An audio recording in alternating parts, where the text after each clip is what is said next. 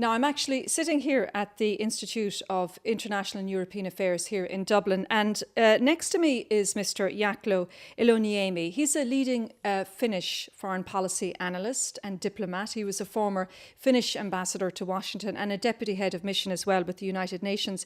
But he's been here in Dublin to talk about two things, really. First of all, Finnish-Russian relations, but secondly, and I suppose something that's of more relevance for an Irish audience, the emergence of the True Finns party. You've probably heard of this. It's considered far right, far left, depending on which members you're talking about, but a more nationalistic kind of party in Finland. It has now 39 members in its National Assembly out of a total of 200, and it has strongly opposed the bailout for the Greeks. And there was a strong chance, because the Finns held elections last April, that the True Finns would be a part of the new government. Now it looks like they won't be. The leading Finnish party, the National Coalition Party at the moment, is actually in intense debates with an alliance of 5 other parties to form a new government. But maybe if I can turn to you, Mr. Iloniemi, and thank you very much for doing the interview. The True Finns, really interesting. They are now, according to polls, they are now the second most popular party in Finland. If there was an election tomorrow, they'd get something like 39% of the vote. Well, that is unlikely that it would happen in practice, but nevertheless, they are pretty strong for the time being. That is true. To explain their popularity and the rise of that popularity. I would very much like to do so if I only knew, but there are some elements which are clear. One, of course, is that before these elections, we had somewhat of a scandal in election financing. And the then largest party, the Centre Party, who also had the prime ministership, was the one that had pretty much dirty hands in that. They were using election money for other purposes, is it? Not really. They took election money from shady characters who had something to gain from the election.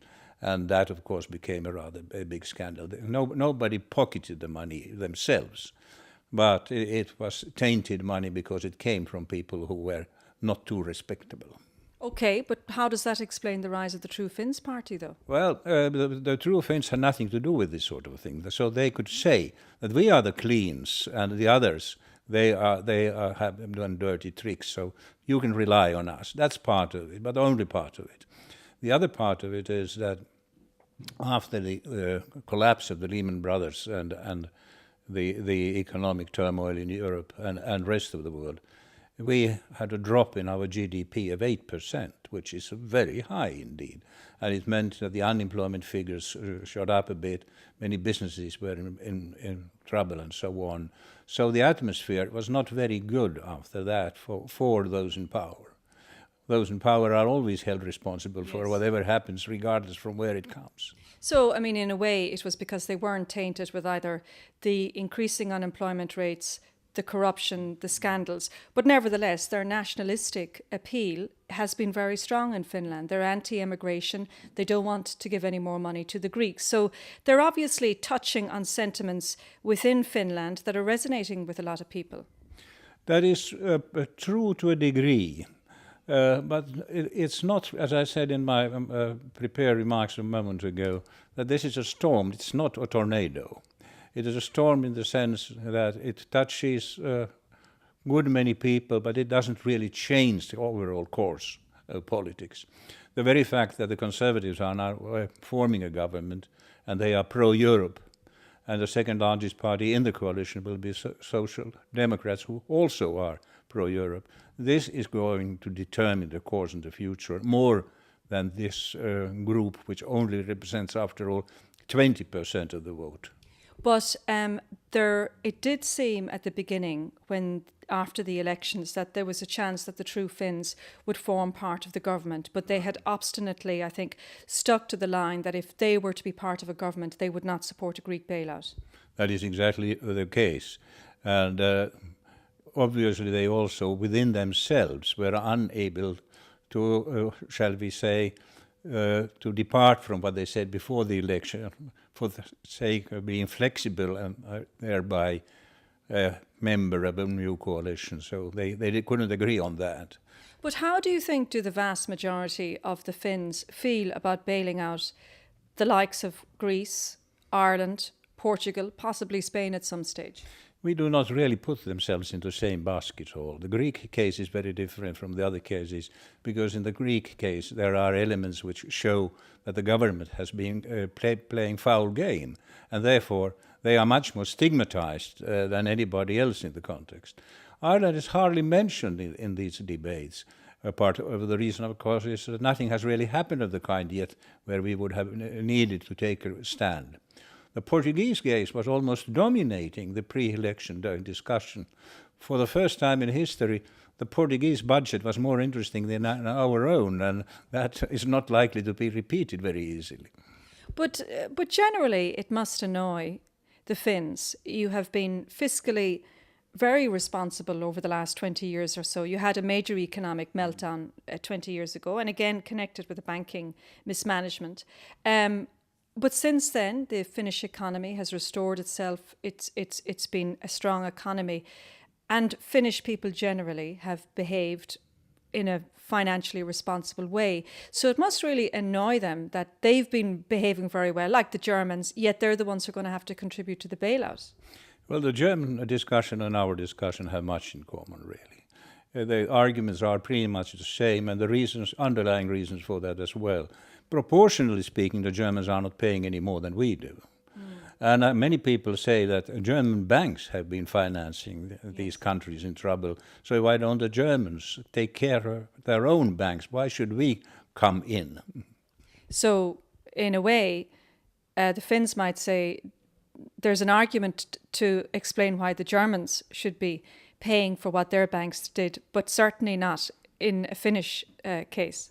Our banks are not part of the problem. That is as simple as that. On the other hand, people who understand what euro is about, those people say that we must not put euro into risk, and therefore it is important that we participate. But nevertheless, the true Finns, I think, would take Finland out of the euro, wouldn't they, if they had achieved power? And that was a line that was supported by many Finnish people. It is easy to say something where you know that you do not have the power to do so. As long as you do not face the responsibility for something, you can state all sorts of sometimes extravagant ideas. But with the responsibility, the behavior normally also changes. But why would it be such a bad thing for Finland if you removed yourselves from the Eurozone? I mean, you were doing well economically before you joined the Eurozone. Not too well, no. I think being member of the Eurozone has been in our own interest, especially because our interest rates have been very low within the Eurozone. We do not pay more than the Germans do, really, for our public debt. So it has been a good thing, and it would be a bad thing for Finland if you were to pull out of the Eurozone. All the people who understand economics are convinced that it is a good thing to be within it. Only people who know very little about economics, or they ignore what they know, they would advocate that we depart. And just getting back to the general Finnish view on bailing out Greece, as we know, of course, there's a second bailout underway now. Greece will have to have more European rescue funds and IMF funds to keep going. What's the general view among the Finnish people about contributing to the second bailout? I don't think there is any one single general view. There are views and differences of degree in that. But it is quite obvious that those who would say that this is a positive thing are very few. Those who say that very reluctantly that since Europe would be in danger unless we do that, we have to. And that seems to be also the line of the new coalition. We simply have to. But you could say perhaps let Greece burn, remove them from the Eurozone for a while to protect the rest of the Eurozone member states, and then let them clean up the mess that they created themselves. We know there's a lot of corruption in Greece. They fiddle the books in terms of explaining their financial situation prior to the economic crisis, and many of them don't pay taxes. They have a huge black market there. It is true that the Greek case is more extreme than the other cases. But on the other hand, people who really understand economics are aware of the fact that a collapse of one member of the Eurozone would probably contaminate.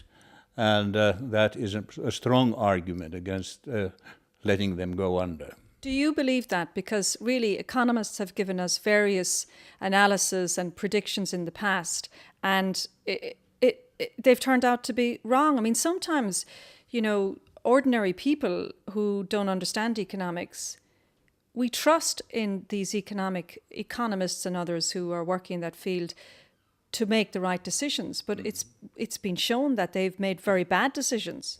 Well, the US President Harry S. Truman once upon a time said that give me a one-armed economist, because they always say on one hand, on the other. And that is part of the problem. Okay, so getting back to the Greek problem, what are your own views? I know you're a diplomat, you're being very diplomatic here, but is there an argument to say that maybe letting Greece go, because Greece's problems, a lot of them have to do with, bad bookkeeping, bad behaviour and all of that, letting them go out of the Eurozone wouldn't necessarily contaminate the rest of the Eurozone countries, because maybe the Greek case is particularly unique? The Greek case is unique, but I still believe that there is a risk that people would anticipate the same to happen, for instance, in Portugal, and they would behave accordingly, which would mean that the prophecy would become true. That risk is obvious. And back home in Finland, I presume people are nervous that these bailouts will just continue. I mean, there's an argument to say the Irish economy won't recover within the next few years, and we'll also be going back for more bailouts. The Irish case has, as I said, not been discussed very much in Finland. Those who read the economic pages of the major papers are aware of it, but the common man doesn't do that. So it's not really a part of the Finnish discussion. What about letting Greece restructure, a euphemism really for allowing it to default on its debts? Many people are saying, look, you can't completely strangle the economy like that, yes. That there's too much pressure. You have to give a little bit. You have to let some restructuring, defaulting take place. I expect that to happen, as a matter of fact. But it also means that both in France and in Germany, the governments will have to come to the rescue of their banks. And in their domestic politics, that's not an easy thing to do. Yeah, because we're really talking about German resistance to all of this. Is it Germany and France? These are the one. The French banks have more exposure in Greece than the Germans do. But nevertheless, it will be a domestic political problem for the countries. But sooner or later, do you think that they will, both the Germans and the French people will have to accept they are going to also have to take a hit for the irresponsible behaviour of their financial institutions? I think it's in the cards already. And when do you think that's going to happen? I don't expect it to last very long before we face that, this year. Interesting. You say this year then. So in other words, a general acceptance of restructuring, in other words, that some of those financial institutions in these countries will have to take a hit, and therefore also that will mean a restructuring of the Irish debts as well, will it? Well, in the Greek case, the discussions on restructuring are going on already. There is a question of extending the maturities of the Greek debt. So we are in the process already in the Greek case. What will happen with the others is still an entirely open question. The Greek case is more clear. Do you get a sense that things will begin to ease off, or, would you feel like we're going to go through a lot of economic turmoil over the next few years, a lot of problems, a lot of crisis, a lot of hurt in different countries like Ireland before things level off? The decisive thing is the world economy. If the world economy recovers, then it will be a big help towards the solution of the European problems. The Asian economies are doing pretty well.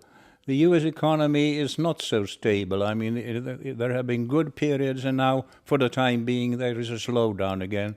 But if they pick up, then I think the European problems also will be much smaller than they are for the time being. And just getting back finally, Mr. Iloniemi, to the Finnish economy. As I said there earlier, the Finns generally behaved fiscally very responsibly. You didn't have property bubbles. You didn't have major lending by your financial institutions. Was a lot of that more conservative financial management, was it to do with your influence by that crash you had 20 years ago and the lessons learned? Particularly, wasn't it to do with when savings banks started behaving like commercial banks? That is exactly what happened 20 years ago. But we also have had a history of very low public debt. Our public debt before the 1991 crash was about 15%, 20% or something like that. It's still well under the 60% figure. And so is the budget deficit well under 3 for the time being. But it's likely that with the developments that are going on now, those figures will be somewhat higher, but we are far from what is going on in most European countries. But your banks didn't lend recklessly, did they? You still had pretty conservative management of the lending by your financial institutions and the regulation of that. That is true. These have been decisions of the management of the banks against the experience from 20 years ago. Okay, thank you very much. Thank you.